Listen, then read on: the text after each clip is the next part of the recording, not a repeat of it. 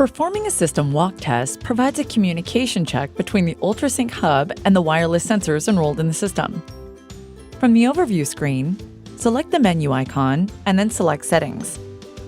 Next, in the drop-down menu, scroll down and select Walk Test. Select the Start Walk Test icon. Once the walk test is initiated, open each sensor and listen for the hub to sound up to 8 beeps. Once the beeps have stopped, close the sensor and wait for another set of beeps.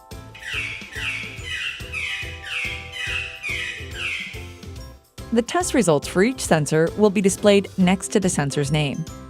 You may need to scroll down in order to view all of the sensors. A result of excellent or good is desired.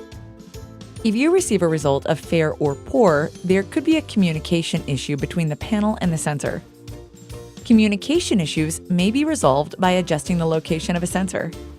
Consult with your security provider before making any adjustments.